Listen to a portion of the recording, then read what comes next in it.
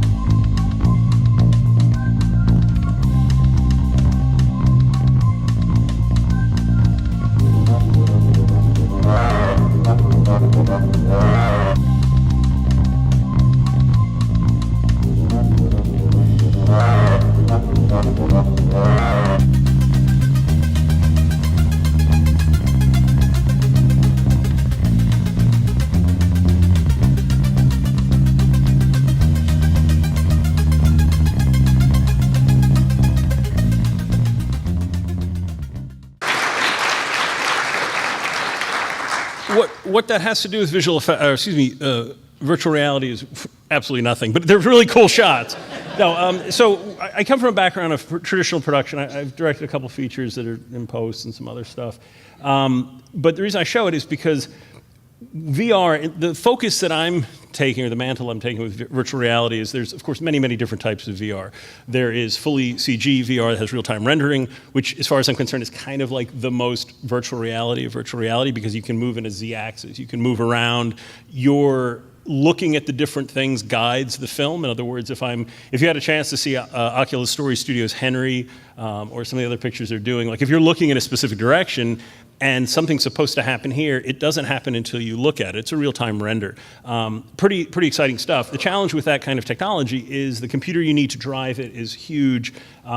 You're dealing with really big files, are hard to stream. So, because I come from a practical background, working both in visual effects and with actors and sets and that kind of thing, I really thought VR was such a great way to tell a story, but primarily to get a story to an audience quickly. And as I said, it's not digital, not that there's anything wrong with digital work, but the idea is to do something that you can get out to the market quickly, you can stream it. Obviously you get into 3D, streaming gets a little more complicated, but at any rate, the reason I showed this was because, one, just to familiarize some of the stuff I've done with my partners Ian and Shannon, but the work you saw is, and for those of you who are the millennial age, most of these shots are like 95 to almost 100% in-camera effect shots, practical shots. The Aviator stuff, Dark Knight, all that stuff, they're not digital models being manipulated, they are physical things photographed. And everything, there's stuff in those, that reel, it's 20 years old, but it still holds up because it's real light shadow effects, or inertia and stuff. So a lot of times we say, oh, it's all done on the computer. Interstellar, which we won the Academy Award for back in 2015, every shot you saw was a miniature shot. Those actually, Chris Nolan loves big scale effects, and he loves to be able to photograph something. His rule of thumb is, if you can photograph it full scale, do it. If you can't, do it miniature, and then maybe there's a digital solution. Obviously, working very closely with Double Negative, who did all the digital black holes and wormhole stuff, which was terrific. And it's a combination, amalgamation of everything. But anyway, so how many in here have wore a headset, watched a headset, put on an Oculus? Oh, this is great. So it's getting better. Seriously, I'm not being sarcastic, because it's the timeline of VR. I got into VR very, very early. Well, I don't mean early like the 90s, which was like the sort of onset of it, but Jaunt camera company, or Jaunt VR, had come out of stealth mode it was like April of 2014. And I knew somebody who knew somebody who was over there, and they said, hey, you got to check out this camera, it's pretty cool. So we took a look, and I've had people say, wow, you've been doing this for years. I'm like, well, it's been like a couple years, and there's still a lot of things to learn, a lot of things to do. But what was interesting is I've seen this like progression of people. Even like 8 months ago, 9 months ago, I said, how many people have seen a headset or weren't? Like, nobody. I went to talk at USC at one point, and these are college students in film school, and half of them had never even heard of like a Google Cardboard. So again, it's interesting to see the process. But the one thing I want to talk about, and I'm going to be a little bit all over the place, so please bear with my rambliness, but one of the things about VR, and it's an important part of it, and it's just my opinion, although you can see it looking at all the press releases and everything else, really people need to make content. I don't care if you're getting like the $2, the new Facebook camera that's coming out, which is a dual camera, GoPros, stuff has to get made. But it has to be made at a level of production value. It can't all just look like we're out there just shooting stuff. And the reason I bring this up is because every time you open up, whether it's a tech journal or you're at a film festival or you're at TechCrunch, it's all about how, this is going to be an $8 billion industry in 5 years, or it's going to be this. Well, the problem is I'm finding a lot of that is very much like financial sector pushing out propaganda, where I believe that's true. I think it will. But the challenge is the audiences that are at like TechCrunch or the film festivals, which are sometimes very much the trendsetters or whoever starts the technology, that's not your audience. Your audience are the people who go see the Avengers or whatever movie is out there and who use your mobile device to watch content. And I feel that if the content is not pushed, and it's not pushed at a level, it's going to be sort of like a 3D television experience, meaning that it's going to be like, that was great, but it never caught on. I think it will catch on, and I think there's a lot of really tremendous ways to tell a story. in VR, but the biggest challenge is if it's not made and the content's not out there at a level of production value, because nobody's really putting a lot of money into content. They're putting money into things that are scalable, the cameras, the headsets, stitching software, because then that way you can kind of trade paper in the financial world and make money off of it, and then it's like, then the train moves on and they're like, yeah, what's the next thing? But I think the only way it's really gonna gain any traction is there's gotta be content made. So at any rate, what I've been pushing for and what we've done at New Deal, and I'm starting a small startup as well, which I'll talk about very briefly at the end, is content that's cinematic, that's serialized, that gets people wanting to wear the headset again. The biggest challenge, anybody who's worn a headset, how many people who've worn a headset will watch content again and again and again? Is there anything out there that you're like, I gotta keep watching this? Like show of hands, like anything? It's, you know.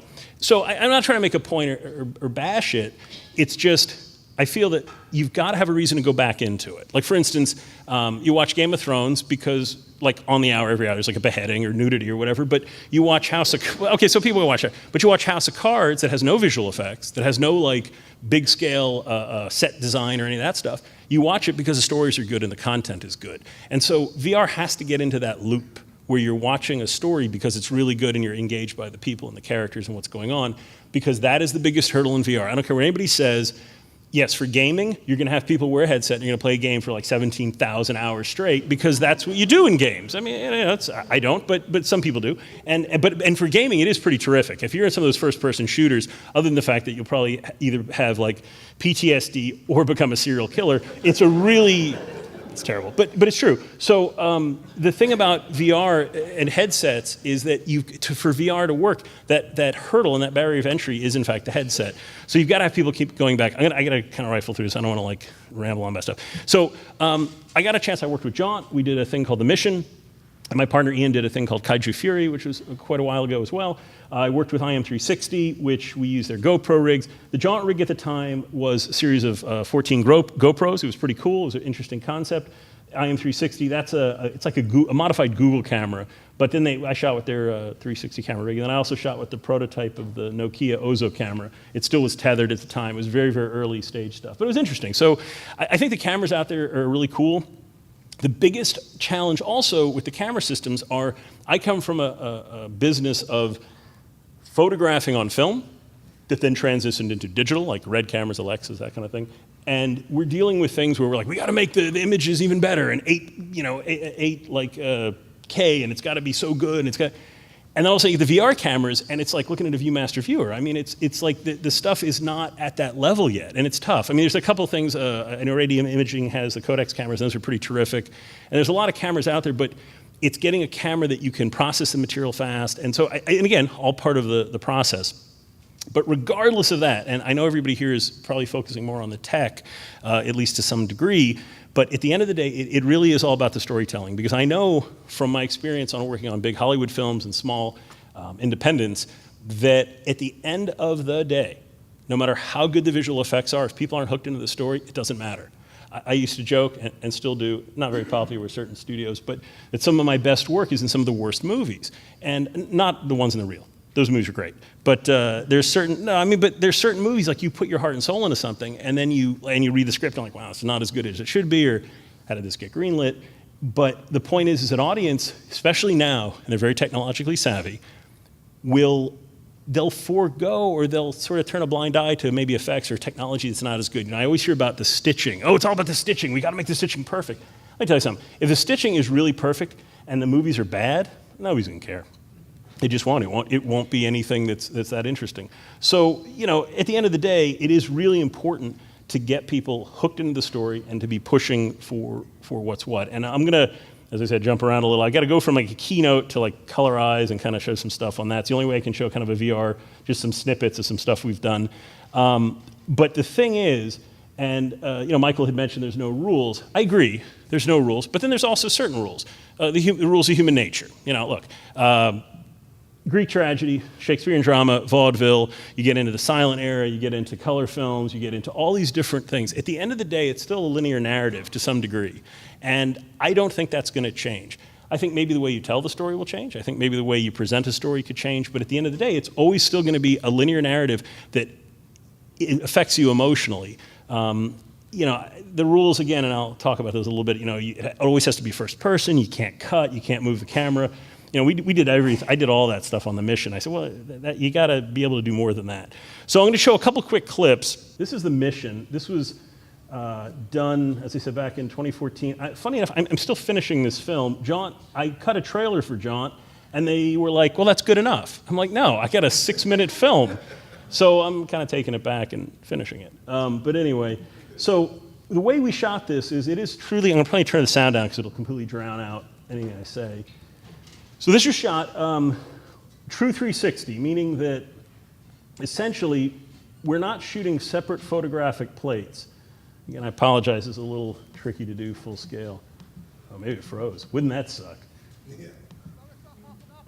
Okay, so let me get back a little bit. There we go. Oh, close enough. Anyway, so this was shot 360. We're not shooting separate plates. So all the action that happens is literally happening all around them. So rather than trying to shoot plates of different people, I've got action and other pieces that are going through it. And then you cut to, let me jump through this a little bit more. I'll turn up some of the sound.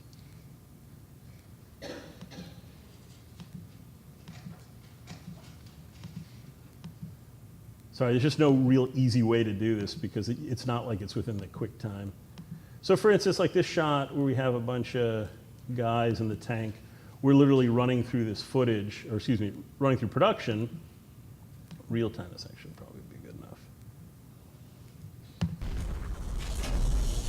So as we're shooting it, just kind of screwing it up here.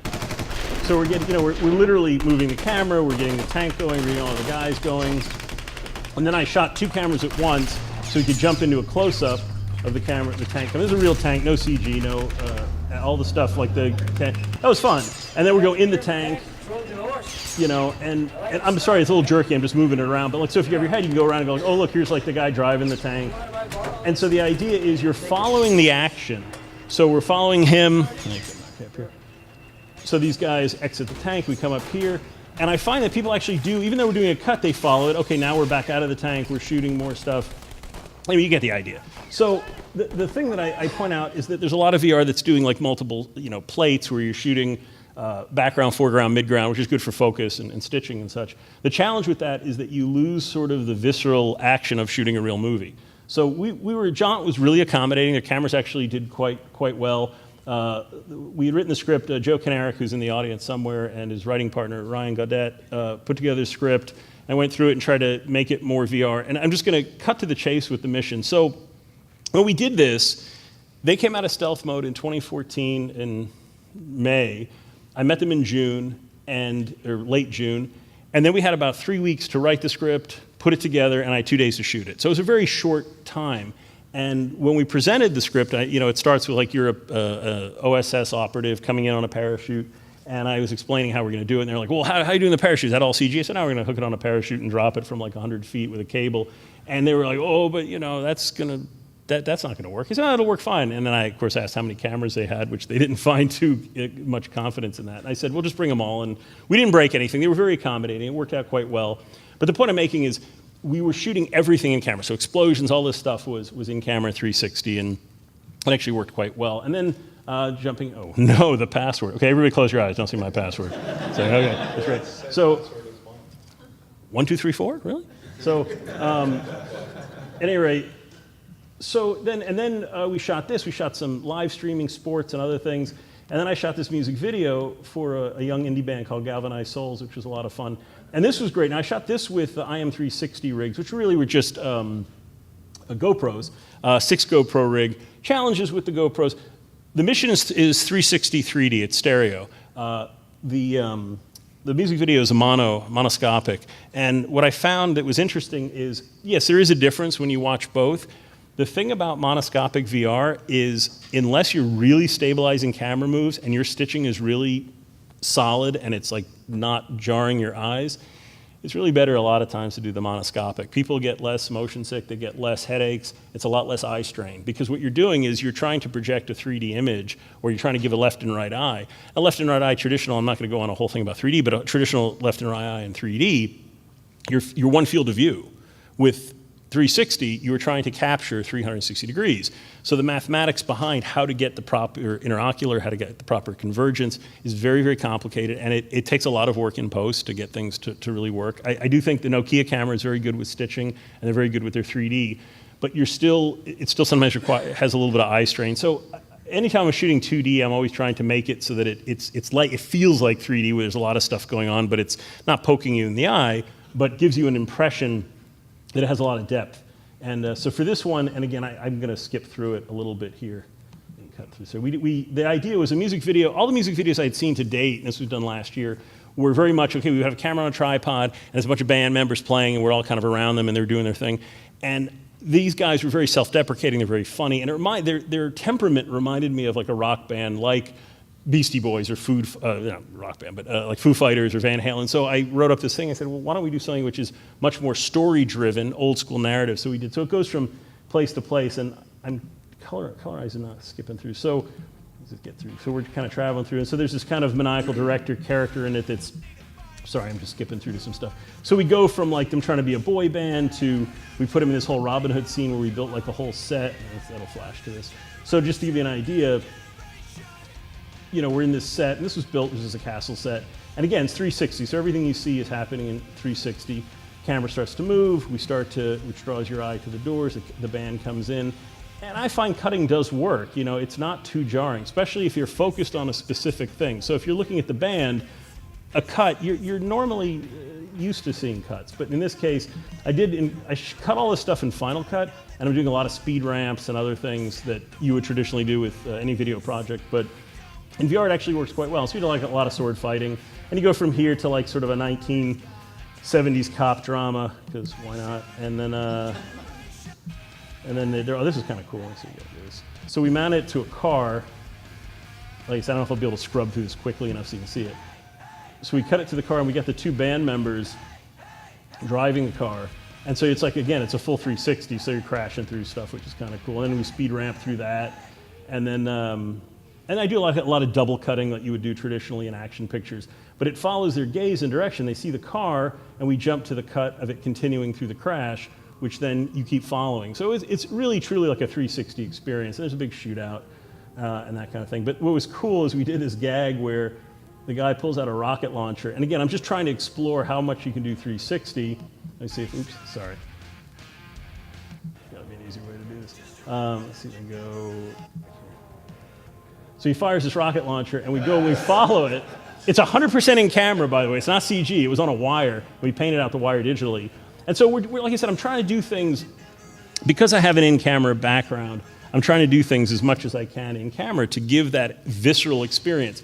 My concern is if you're going to show real people and everything, you try to keep it as less, frankly, as less cinematically, or I should say, as less like a video game cinematic. So let me jump back into this. How am I doing on time? Awful. So let me see.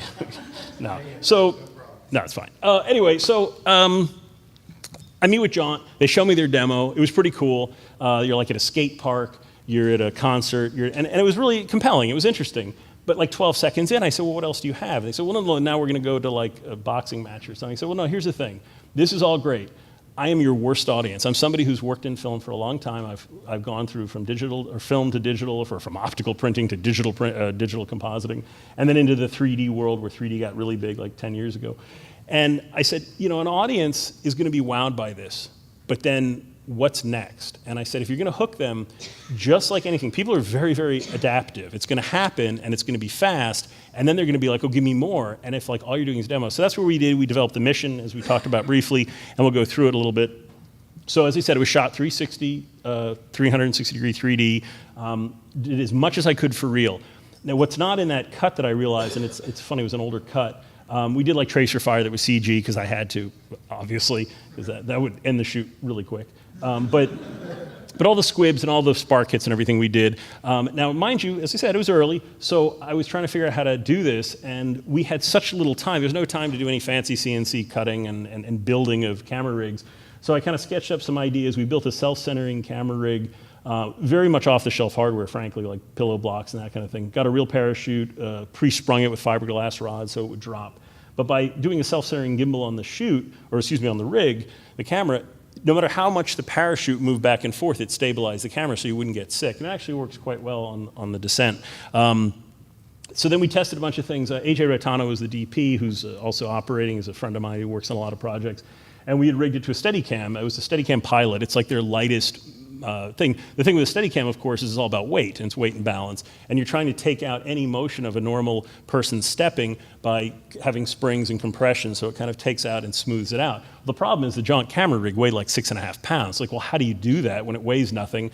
So we ended up doing I just changed all the center of gravity weights that are on there, because of course a camera with the lens and the magazine and the battery, you have a lot of forward and backward motions, what gives it that bobble. But the jaunt camera center of gravity is right down the middle, so we just had to modify that. And I mean, again, it was not fancy. It was like me cutting pipe, and there's no like fancy machine work or anything. But it worked pretty well.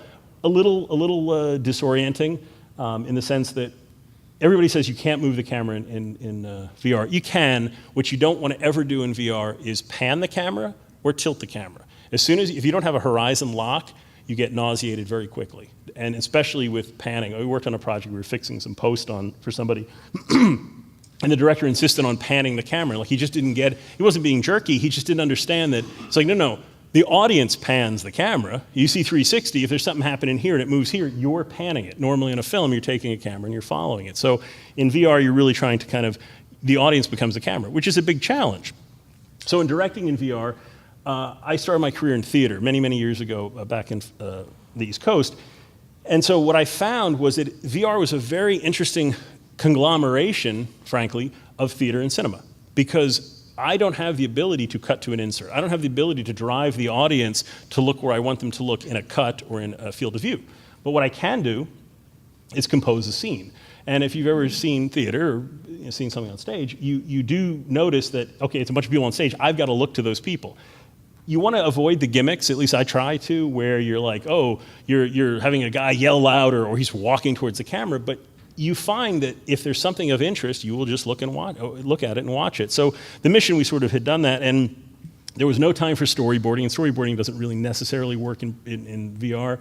You can previs. What I find works for me was, and again, this is just, I'm making this stuff as I go along, I just did maps of every scene, hand-drawn really quick, like, okay, this is where the truck's gonna be, this is where the tank's gonna be, this is where the parachute rig's gonna be, this is where the camera's gonna be, and then I knew inherently where everything was.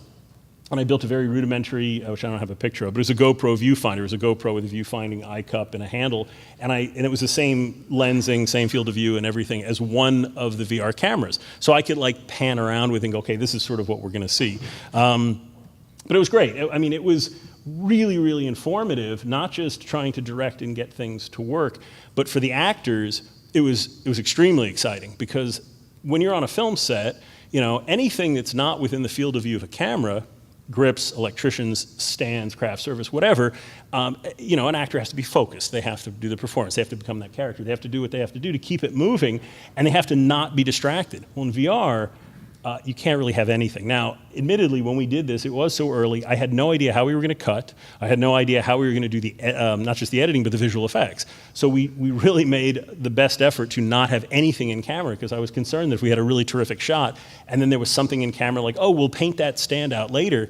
What happens if we can't? Now I'm stuck with this, and then every time somebody sees it, they're like, oh, there's a stand in the shot. It's like, So now we figured all that out, and we've actually worked very closely with the Foundry to figure out that. We were testing all their alpha tools and helping them develop their alpha tools for their VR work. But the point I'm making is, with VR, the actors loved it, because when you go out there and you have the VR camera, and there's nothing else. So when they had like 50 guys coming out with machine guns and shooting at these guys, it's not like they turn and go, okay, well, this is safe. This is the safe zone or whatever, where it's a truck.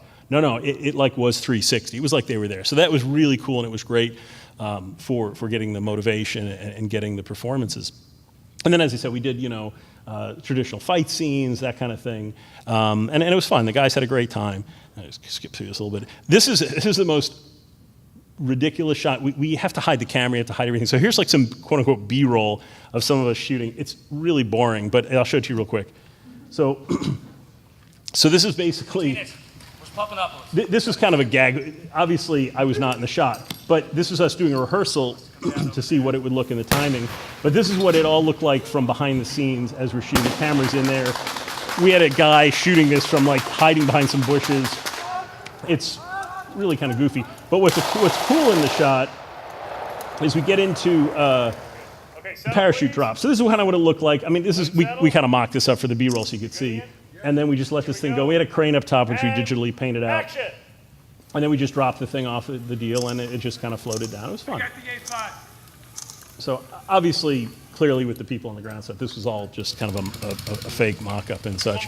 But Okay, let's cut there. so what was really cool for me, as somebody who's been involved in a lot of films, a lot of effects, and working with a lot of actors over the years, was where I saw VR. I started the presentation with, and again, I was not trying to be self-deprecating towards VR in general, but I started the presentation saying, content needs to be made, but I think it'll catch on and everything else. But I really do think it will be catch on. And I think that there's a way to tell a story, and I think there's a way to get an audience immersed in a film that's different than any other.